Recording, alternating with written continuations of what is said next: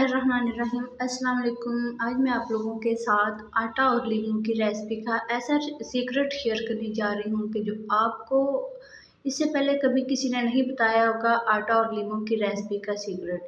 तो इस सीक्रेट और इस राज को जानने के लिए आप लोगों ने वीडियो को एंड तक देखना है कि इसका राज क्या है। राज आप लोगों को मैं एंड पर बताऊंगी आप लोगों को कि हम आटा और लीमू से क्या बनाने जा रहे हैं। तो चलिए शुरू करते हैं हम आज की अपनी रेसिपी को।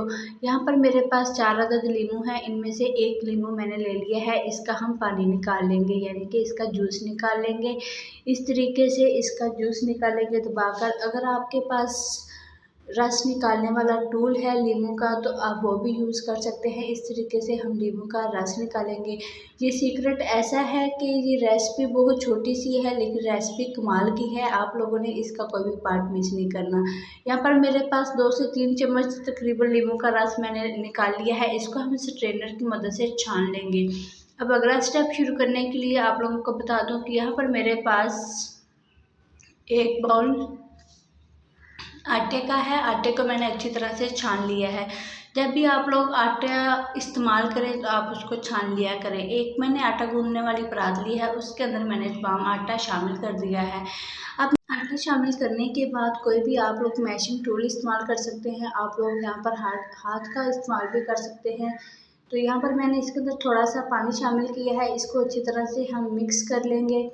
मिक्स करने के बाद यहाँ पर मैं एक ट्रिक लगाऊंगी। यहाँ पर आप लोगों ने अच्छी तरीके से इसको मिक्स कर लेना है। मिक्स कर लेने के बाद यहाँ पर मैं शामिल करूँगी 1 चम्मच तकरीबन इसके अंदर लेमन जूस। लेमन जूस मैंने आप लोगों को निकाल कर दिखा दिया था और मैं अब इसको अच्छी तरह से मिक्स कर लूँगी और इसकी एक अच्छी सी डो तैयार कर लूँगी।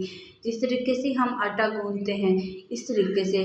तो इसका सीक्रेट ये है और ये बहुत ही कमाल की रेसिपी है और बहुत ही अच्छी रेसिपी है। यहाँ पर मैं इसके अंदर इसकी डो तैयार कर ली है हल्की सी और यहाँ पर मैं इसको ऊपर लेमन छिड़क दूंगी। लेमन आप लोगों ने तकरीबन हाफ चम्मच यहाँ पर लेमन का इस्तेमाल करना है। मैंने लेमन लगा दिया है। थोड़ा सा पानी शामिल करूँगी।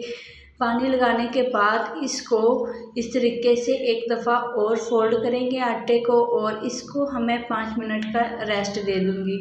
आप लोगों ने बिल्कुल भी आटे को गूंदना नहीं है, कुछ भी नहीं करना।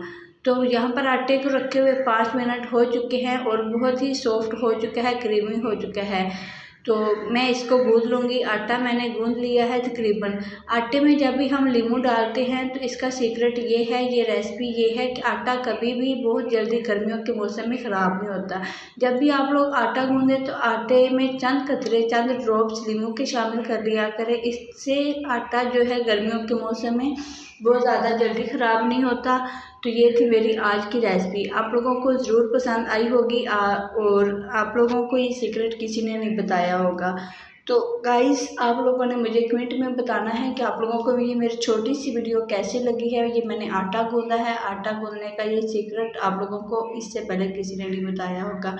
अल्लाह हाफिज़ व्यूअर्स, अपना ख्याल रखिएगा।